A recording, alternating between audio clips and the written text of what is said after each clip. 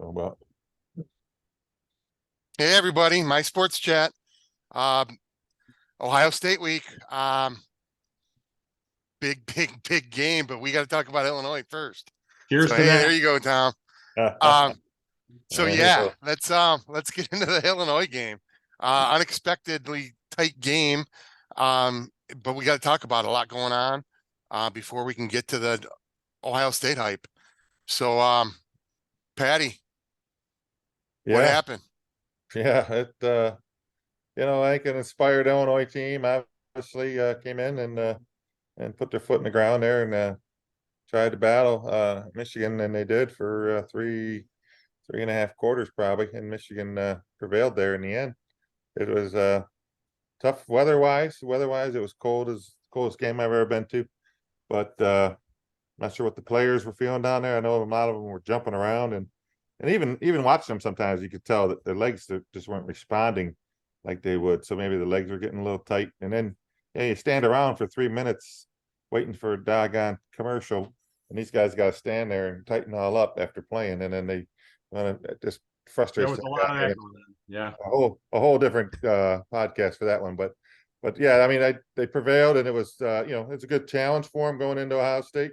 They finally got challenged in a game, and it's first time since Maryland, really, and they stepped up and got the job done. And our All-American kicker, whew, Yeah. glad we Yeah, got him. Glad we yeah, got him. Jake Moody. It's nice to have the Lou Groza Award winner. Um, Yeah, 4 field goals. That's awesome. Um, uh, Brett Bielema, head coach at Illinois, he just seems to know how to win in the Big Ten. He's playing little games with some stuff. The tunnel thing again, Yeah. which was it's just a complete non-issue. But he tried to make it an issue because he just knows how to do stuff. And his team was late again, coming out. His team was late coming out at Yep. halftime, yeah, no, and it's and he's tactical. yelling that it's his issue. Yeah. It's tactical, but that's the point. Like he knows how to do stuff in the Big Ten. He knows how to Oh, win. He knows how to put a team together. Um, yeah, that team he looks was just like his Wisconsin teams. He's going to build so that just like his Wisconsin team. yeah, and he's Michigan Light right now, and we're the Spider-Man meme staring at each other, pointing, and they just don't have the horses that Michigan does, and Michigan pulled it out. Tom, what are your thoughts? Well, yeah, the great thing is we won. Didn't want to have a loss on our record. I don't care if you win by one, it doesn't matter. You still won. Mhm. And I don't know what the vote is that's going on as we speak for the top four. My suspicion is we hold because TCU was had the same issue we did, and Ohio State really didn't play very well. Near to Georgia, actually. So All four teams struggled. yeah, I think the top four all struggled. But the bottom line is we won. A lot of warts showing up, and my biggest concern was we were down 3 offensive linemen a couple of times in that game. And it's great to rail about how great our offensive line is, but it can't be good when you are down 3 starters. And then when you're down your star running back, it makes it really tough. Yeah, So, Yeah, no, and I that's the thing. Okay, so stepped up. yeah, yeah, so you have end of the first half, you have a good drive. It looked inevitable. We were going to get a yeah, touchdown, and Corum goes out. Uh, my concern is the hit was not on the ball. The fumble kept us from getting any points. yeah, Yeah, We lose our MVP, which is the biggest issue. yeah, But dude, Corum does not fumble unless he is in pain. right, He yeah, forgot he was a football player there for a half right. second and yeah, Yeah, just dropped a ball.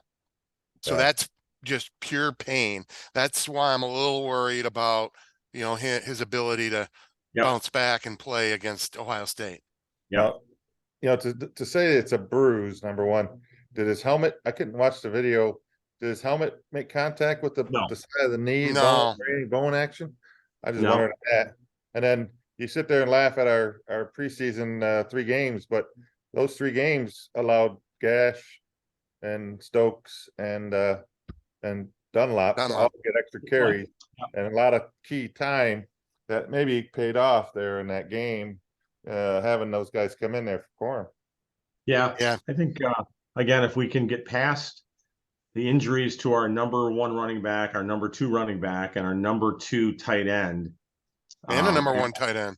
And he's not coming back. Yeah, So we're not. Yeah, he's gone. Our backup quarterback's out, and our offensive linemen are struggling a little bit. We did lose our number 1 linebacker in the second half. Colson was out for a chunk of the second half. Yeah. We were down a bunch of guys. Now, Yeah. we still battled. Illinois had to play in the same weather we did, and we were lucky to come out with the win, and we move on and let's just hope everybody's injuries are fixable within a very short window of time. And I saw the running back for Illinois go down hard in their previous game that they lost and roll his ankle right to the ground. And he came back and ran for 137 yards against our defense. Right. So I'm going to say that, I rave about this all the time, but there are tools that the athletic programs have for healing in a very, very, very short term. And it's not just ice and elevation. Right. So it would not shock me at all if Blake Corum came out and had a really, really good game on Saturday. And the only way that's going to happen, though, is if our offensive line has a really, really good game. Yeah. All right. So we have, a largely run dominant Michigan all year, and their horse goes out. Their backup is already out. So you think we're going to rely on the passing game, and it just didn't really work out. Not in a 30-mile-an-hour wind. I mean, there's just no way. I think DeVito completed 20 out of 27 or whatever, but every pass he threw was, a crossing pattern. He didn't throw the ball downfield. Right. Well, and it was designed. We kept saying we're not getting pressure on the quarterback, but the ball was coming out pretty quick. Yeah. Ball's coming out in 3 seconds. Stand there, wait for our guys to get in there and sack the quarterback. I just said, either we got to get up tighter, or I don't know what kind of defensive scheme we decided to go with. But knock some passes down. That's get up on the line and do what you got to do. All right. So the passing game woes continued. You had JJ, he missed some guys, meaning didn't see them. Some easy throws. I know Bell, he missed for a first down early on when it was, I think, 3rd and 10 or 3rd and long anyway. I know he missed Loveland a handful of times, and I guarantee you within the next couple minutes, I'm going to go off on that for a while. But we did do something. We did something we haven't done. Down on our goal line, it was 3rd and 10. I think it was starting the second quarter. We were going into the wind, and we ran a screenplay. Yeah. On our own end, yeah. We have not ran a screenplay this season. Right. And it went through a lot of yards. Corum took that. Yep. Corum took that thing for a long way. So, and there was another play deep where we had ran the ball a couple times. It was 3rd and 10 or whatever. And typically we run that little flare out to the right. Someone's crossing the pattern, heads toward the sideline, and JJ turns, squares up like he's going to throw to him, and then turns real quick and fires a dart to Ronnie Bell for a 12-yard gain for a first down. It was the old play where Braylon Edwards used to do it. He'd go downfield, stand just at the first down marker, and stand there.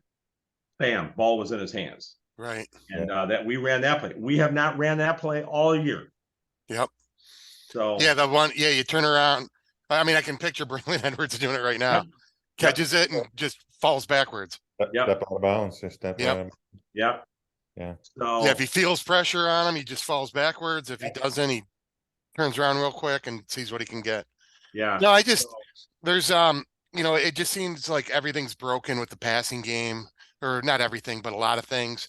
You have like I said, he's missing players. He's missing the open guy. There's times when he just overthrows it. There's a lot of overthrows. Again, if there's a 30-mile-an-hour wind, that hurts each way in terms of accuracy. But then when he's getting it there, and we're getting drops. Yeah. How many drops did we have? 4 official drops. 4 official drops, and they don't count the ones where you can get a couple hands on it. Right. Where reasonably, I mean, it'd be a good catch, but it can it can be made, Yeah. 40% of the time. Yeah. And so the wide receivers, there's clear, like last year, Bell goes out and we're like, okay, there's our number one receiver. Okay, well, Bell's played all year. I don't think he's a number one guy. I don't think there is a number one guy on that team. Yeah, I think a number one guy is going to be your tight ends. I think, I think if it's tight end and then it's Bell, I don't think he really sold on Johnson. I don't think he sold on Anthony. I don't think he sold on 14 Wilson. I mean, you got all those guys and even putting in a few freshmen in there. 13 got in there. I'm like, man, maybe we're running too many guys in there. Maybe we're changing too many guys and running them in and out too much. I don't know, but they got to make the pass. It's crucial Saturday. It's going to be crucial Saturday that part of the game is in motion. Anthony, I called him out in my column, but I need to do it again. You got to make that grab. Yeah, That hit you. That can't be thrown any better. no, It was almost like he knew he was double covered, wasn't expecting it. They threw it, I think, only because they thought it was a free play, and it wasn't, which is a problem too. But I mean, that's fourth down. It's 4th and 10. You're just going for it because of where you are on the field. And I mean, it hit you in the neck. yeah. If it didn't hit you in the hands before it hit the ground, it would have hit you in the neck. Mhm. I mean, you can't in stride. Yep. A yard deep into the end zone. Elevated nicely. He was right Oh there. my God! Just I don't think the two guys were like on the side of him. They weren't even. I don't think anybody Didn't even even get in the way. No, they weren't in the way. Nobody punched it out. Nobody had a hand. No, there wasn't a guy jumping up in the air to distract you.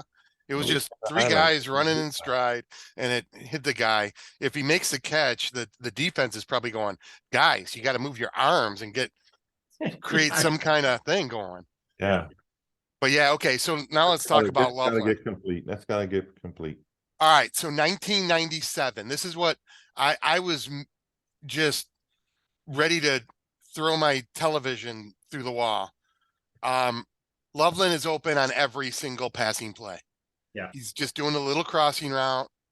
He goes out, then, not with any kind of, he's not going full speed. He just kind of goes out there, gets lost for a half second, and then crosses, and he's wide open. Every single play, it seemed. Yep. They hit him 3 times for 50 yards. Why we weren't throwing him the ball 35 times, I don't know. It's a play you have to sit there and you just throw it to them until they stop them. Right.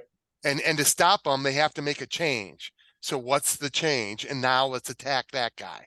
They drop a cornerback over there. Well, then hit Roman Wilson where the cornerback used to be.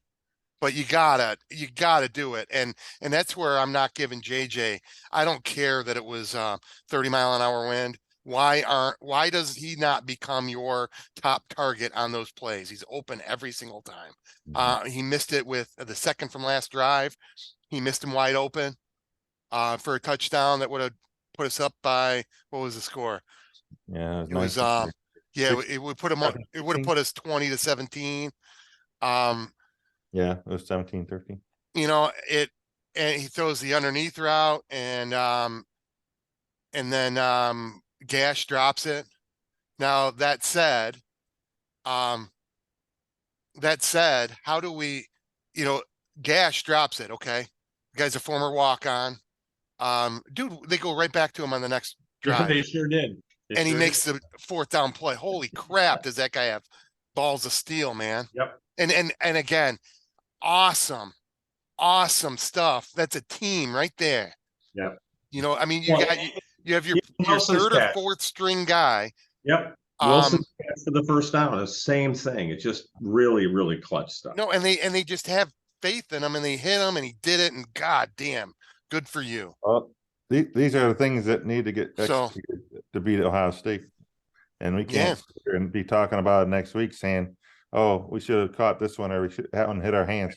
That stuff's got to be done this Saturday for us to walk out of there with the first victory. Okay, so we tighten that up. How else can we beat Ohio State? Tommy? I think the key to beating Ohio State is the same as it was last year. Our offensive line has to dominate and absolutely dominate. And we have to end up with 35 to 37 minutes of possession in the game. And we have to score. We got to score 8 times in that game. And I don't really want to see 4 touchdowns, 4 field goals. But you know what? I would take 4 touchdowns and 4 field goals because that's a lot of points. And if you get to 35 to 40, I think you win the game because you've kept Ohio State off the field. And that's how you win this game. And from a technical perspective, I think you made a great point, Griff. Throw the ball to the tight ends, throw the ball to the tight ends, and throw the ball to the tight ends. Because if our receivers can't get separation, then they're going to play man-to-man coverage on them all day long. They'll keep an extra player or 2 in the box, which means we will struggle a little bit to run and get loose. And our tight ends have to be big in this game. And we have to have Donovan Edwards be big in this game. Yeah. You know, I think after last year's game, the talk was how much Michigan physically beat up Ohio State. Yeah. And I think that's sticking on, that's on the wall down there. Yep. That's on everybody's mind down there, that this year we're going to intimidate Michigan. We're going to beat them up. We're going to try to be as physical as possible with them. We need to walk away from any kind of extracurricular stuff. Yep. And they're trying to push us and get them going. We need to make sure that we run that physical play just like we did last year. Every down, it's got to be physical. We got to finish every tackle. We got to pressure Stroud just like we did last year. I think in the end, we need Edwards, we need Corum, no doubt about it. I mean, we can't go in there without them too, and we need JJ to play well. His best game of the season so far, no doubt about it, on the offense. And defensively, our corners and our safety need to play the life out against the receivers. And we can't let Stroud start scrambling all over the place. So no quick plays, no quick plays down the field. Yeah, make them take their time. Go long drives, not 3 plays and a touchdown. Yep. Yeah, make them earn it. Though I'm sure they're going to get loose for at least one, just because they're just so explosive. Yeah. It's funny because I'm trying to think about like how you go through the cliches and when you analyze this game and there's still so many questions. One is, there's injuries on both teams, both top 2 running backs on each team are beat up. Henderson, this guy came in last week and played. Who's Heron? This guy third string comes in and gets 110. I'm like, holy crap, that's another headache right there. But there's just a ton, and that's the thing. Like, can we stop them? They're highly explosive. Jamon Green's been a little shaky all year. He was arguably better last year. So can they find that weakness and exploit it? Marvin Harrison Jr. is probably the best wide receiver in the Big Ten, at least, maybe the country. Yeah. Did Illinois show them enough of a blueprint to wrap it? Well, they knew how to play close, but they didn't win the game. Right. And and then with Michigan, what's weird about it is I want to sit there and say, hey, if Ohio State plays their top game, can anyone beat them? Can Michigan beat them? And I'm like, and I want to say they can't, but here's the thing. If Michigan plays hard-nosed football like they did last year against them, I don't think Ohio State can beat them. I agree. No. So who shows and who doesn't? And that's the thing. Like if we bloody their nose, what's going to happen? My thing is we need everybody. All hands on deck. You need everybody. And you gotta play with emotion and you gotta play controlled. And I think that's a big part of Ohio State. I think Ryan Day is someone who he can go on tilt. Yeah. And I'm not sure he knows how to get his team not only fired up, but fired up to the point where they're focused, like D'Antonio used to do with Michigan State. Wrestle You know, they and played over their asses every time against Michigan. They were fired up, but they were on point. And I think that they might do like the Marcus Hall, you know, getting thrown out of the game in the first play. I'll take You know, that. I think they could go on tilt. If Day masters that, then, you know, we got a game in our hands. I'm I not think sure he it's a, can. I think it's a big game for him. I think it's a big game for Oh, Day. hell yeah. Oh yeah. Because he's got Oh, to yeah. prove himself. He lost last year. He's got a blemish in his armor, and you know, if Michigan can come in there and sock him in the mouth, and as it was in Rocky IV, he bleeds. If we can make him bleed again, like you mentioned, Griff, he's normal. He's a human. You know, we go in there and do that, and the next thing you know, we got control of the game. Yeah, and it wasn't a shootout like a No. crazy thing where a drop pass kept it, you know, 48-45, and it could have gone either way. I mean, this was It was we elbowed them in the face repeatedly for 3.5 hours. I mean, yeah, that your confidence has to be shook. Yeah. yeah. And Well, that's what I'm hoping for. And I hope he come, you know, again, there's points where you know, you get a big hitter in your group in you know, on a golf course, yeah, and the guy's bombing 325 drives, and all of a sudden the guy who hits a 260 all the time sits there and thinks like, damn, I want to do that. And it takes him out of his game. That's what I'm hoping. Yep. yeah. He gets out of his game because I mean, he's what, 39 or something? I mean, he Mhm. might not know that, and he talks shit like everybody else. I mean, I'm not sold on his maturity, Mm-hmm. and I'm hoping that's what puts Michigan over the top against them. Yeah.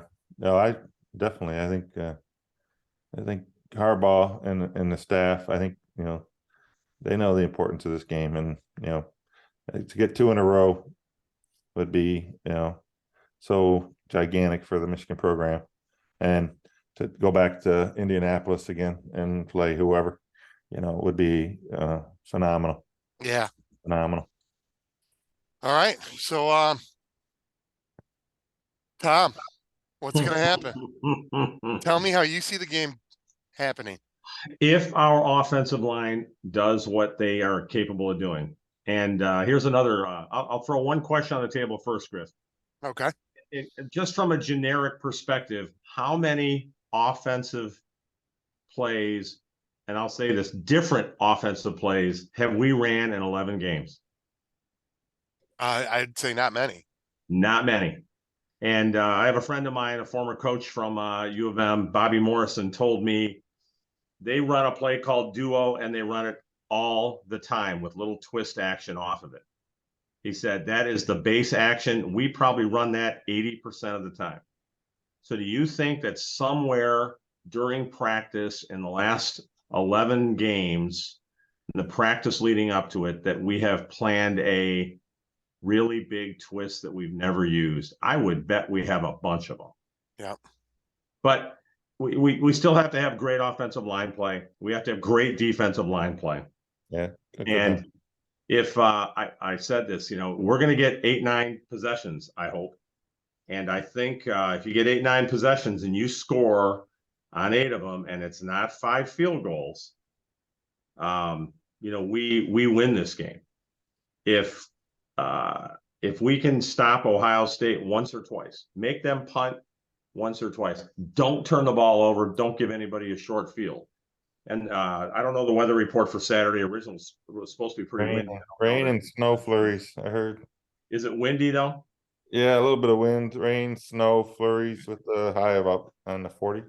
Well, we got to hope that we get the opportunity to select the wind we want in the fourth quarter, because look what it did for us on Saturday. Yeah. We can most definitely win this game. I think Harbaugh has taken a little different tack, and I don't know if you saw it today. He had a press conference and he was complimenting Ryan Day. Yep. And you know, which is really good. And you know what? The rivalries need to be reduced. Yeah. After everything that's gone on with the Michigan State thing, this rivalry and the negativity has got to be reduced. It has to. Yeah. And going down there, I don't know that they're capable of doing that from a fan base, but you know what? The coach can control some of that with his players. So, and then typically in all the years we've seen these games, they're usually pretty clean. There's not a whole lot of personal foul calls. You know, that one guy that got kicked out a couple years ago, that was a different story. But in Yeah, Marcus general, Hall. very, very hard fought, straightforward games. My personal take, 35-38, Michigan. I just hope we get to 38. All right. Patty? Yeah, I think it comes down to the trenches again. I think offense, defensive line, just like you said, Tom, the winner of that battle. Last year we had domination of defensive line. Our offensive line controlled the ball and moved the ball and had control of the game there, possession wise, with occasional big passes here and there. So I think it'll be interesting to see. I think that's probably the game plan you'll see. But yeah, I don't know. It's such a heated rivalry. How many years have we watched this game? You know, A lot. there's just so many, and they're all different, and they come down to 3 to 5 point, 7 point game, maybe. You know, except for some of those ones there over the few years we got blown out. I don't foresee a blowout here. I think it's going to be close, like you said, 38-35. I'm thinking the defenses probably will rise up a little bit here, maybe, and I'm probably looking more like a 28-27, 28-25 kind of thing, maybe a 28-24 game in that area. I don't know if anybody's going to get to 30, maybe because of conditions of the weather. And I just think defensive preparations and those kind of things. New defensive coordinator for Ohio State, new defensive coordinator for Michigan. First time in the game for both of them. You know, those are all maybe key factors. Going down to the shoe, you know, it's got to be hell going in there, obviously, especially on a loss like they had to deal with all year for 365 days, 364 days. So I know I'm going to be watching it, and it's going to be the best game of the season, I think, so far. Whether you know, the outcome, it's always a ritual every year, and no matter what happens, I think we're going to be rewarded with a nice postseason game. And you know, I would never have thought of 11-0 at this point. So the team's overachieved in my mind already, and you know, I just hope the boys all play well, and I'm excited, man. I'm already All excited. right. So who wins the game? Huh? You gave a score. You didn't tell us who was going to win. Michigan 28, Ohio State 14. Wow. Okay. Wow, you're talking a big time cover. No, I'll go 28-20. 28-20. All Okay, right. All right. go on, Mike. So I think it's going to be a combination. I think they're going to be. I think Ohio State's going to be too amped up. Their coach just isn't mature enough. He's not going to be able to handle as big of a moment as there is. Our coach can handle that, and he's been there before. So I think they're gonna have an advantage because they're at home, but initially it's going to be a disadvantage. I think ultimately it's Tom, what you said. We've had red zone woes all year. I think they're going to continue. I think we're going to move the ball. I think we're going to control the clock. But I don't think we're going to finish. And I think that ultimately is going to cost us. They're going to get one or two long plays. And I think, you know, Michigan's just going to hang in there the whole time. It's going to be back and forth. We're going to bloody them. They're going to slit our throat a few times. Ultimately, I think it's the 4 field goals that's going to cost us. I'm going to go 35-33 Buckeyes, unfortunately. Yeah, that it certainly could be that way. You know, it's it's a very, very hard fought game, and I'm excited to watch. I think that every one of us should be. You know, we are 11-0, guys. You got to remember that's a big deal. Yeah. And whether we lose and end up having to play in the Rose Bowl against Oregon or whoever it happens to be, or we lose by a field goal with no time left, and they don't drop us. Yeah, TCU still has a big game to play, and yeah. A lot of those Southern guys. Cal's got a big game to play, and there's nobody else right now. It's really TCU and Southern Cal. I don't see anybody else I that. don't see anybody else coming up. No, TCU's got a couple big games. Yeah. Well, yeah, they'll have a conference final too, Yeah. just like Southern Cal. Yeah. Got Notre Dame this week, and they got to play Pac-12 title game. So Yeah, who is what are all those divisions done? So who's got to play? Who is it going to be? Oregon, Southern Cal? Yeah, it looks like it. I think Oregon's so. got to beat Oregon State. Yeah, I think so. Southern Cal's in. Here's the update: LSU at number 5. Yeah. And the top 4 teams hold steady. Michigan 3. Yeah. It just says they held steady. I gotta believe it. Yeah, Michigan. Yeah, it 3. is. So 1, 2, 3, I 4, looked it up LSU, earlier. and it looks like is that South Carolina? I thought they'd take TCU and bump them over because of their Texas win, because of what Texas's records and all that. But USC is number 6. 6. Yeah, That's the thing. USC's got to play Notre Dame, and then a conference championship game. LSU has got to play. I don't know who they play this week, but they have a game, and then they have to play Georgia. Okay. And if Michigan doesn't get in because LSU gets in, so be it. I don't have a problem with that one. I'd be just fine there because I'm an LSU fan. I'd like to see a conference champion with 2 losses get in, because you deserve to get in if you're a conference champion. But especially if you're the SEC conference champion. Yeah, because you beat LSU. I'm sorry, you beat Georgia and Alabama. You lost to Florida State, I think it was, or Florida. First game of the season. And yeah, you got killed by Florida, but then you lost because you missed an extra point against another team. And I think that was Florida State. So that was Florida State. They went for 2.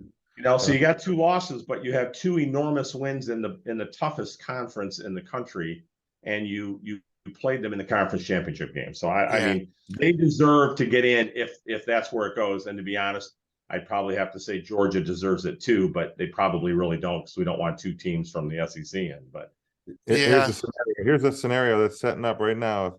If say the Buckeyes beat us, and LSU somehow beats Georgia, Ohio State goes to 1, TCU goes to 2, LSU goes to 3, and Georgia's 4, or vice versa. It doesn't matter, but they're going to get those 2 guys in there. I bet you is what they're trying to. So here's the other side. Here's the other side of that. So we lose. Ohio State wins. LSU loses to Georgia, and that's a week away, but that's still a week away.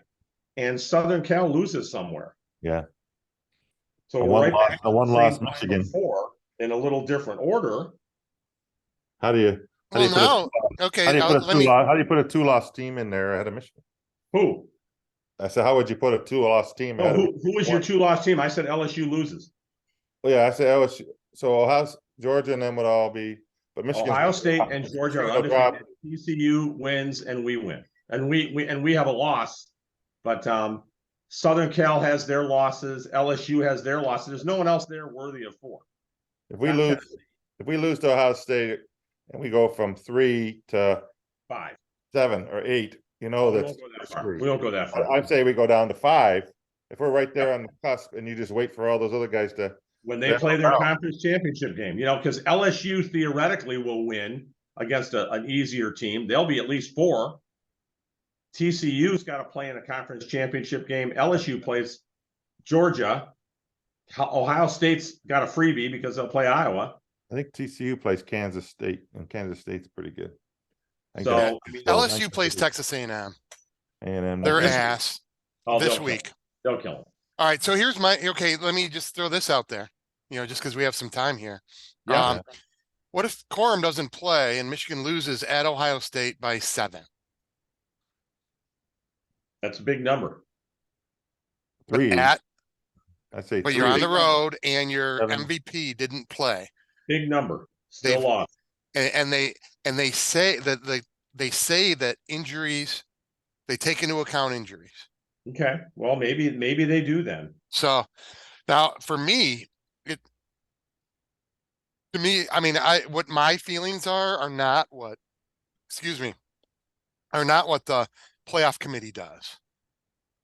I think if you can't win your division, then you can't win a national title. Well, I've said that all along. You don't deserve to be in the Broke. Final Four if you don't win your Broke division. And- titles, Yeah. And there's 4 teams that make it. There's 130 possibilities. If Yeah. Michigan loses to one of them the week before they pick the teams, well, they're out. Just same way Ohio State is. Mhm. Yeah. You know, same thing in 2006. Michigan goes down there, loses a 3-point game as the number 2 team to the number 1 team. So your only loss is at the number 1 40 team by 3. 43, yeah, 42-38 or whatever. And it doesn't matter. Somebody else Yeah, gets a but shot. remember Penn State Next won the up. Big Ten championship and they didn't go. Right. Ohio State went. Yeah, that was that 1 year, yeah. We're back to a vote, and that's why this has got to go away. This vote is bullshit. So Yeah. You But heard that's the Can't thing. I mean, about like, the to color of me, the you're jersey. out. You're Yeah. and I'm cool with Georgia losing in the championship game and getting back in, because at least they won their division and they're playing in the toughest. I mean, the SEC has been the best division for 35 years at least. Yeah, and next year when they go to 12, they're taking the winners of the Power 5 conferences. They're all in. Now, where they seed them is a different story. Right. Yeah. You know, they might not get a bye because only the top 4 are getting buys. Mm-hmm. But that'll be a lot more fun. Yeah, and it's 2 years. Is it 2? 24, Yeah. 24, It's a 24. 24 season. It's I said And they're the other hoping day, for that. They're hoping for that. I said the other day, I said, man, can you imagine coming here on December 12th and sitting in a game with this wind blowing and the snow and all that, watching a playoff game. And watching LSU come up there and Michigan, play. yeah, Michigan LSU on a 10-degree wind chill with the wind blowing at 30 like it was against I Illinois. hope so. Right. I'm like, I want to man, see it at Ford Field. December I want it 12th at Ford Field. you don't want it at Fort Field? Yeah. I don't want it at Ford Field. Oh, Hey, we have to play in that in the fall. No one else does. Get the Right. other teams up here. right, exactly. Yeah. All right, guys. Well, thank you. Good job. Yeah, some lively debate there. Yeah. I appreciate it. And everybody else, go blue. Thank you for watching. Pat, Tom, thanks for coming on. And We'll God be back damn, next go week to blue. Talk Let's about the recap. just We'll recap this punch game. them in the freaking mouth Yep. as much as you can. Yep. Should be a great game, guys. Enjoy. All right. See you Go Blue guys. Boys. Do it again. Bye. Looking forward to it Thank again. you. See you, boys.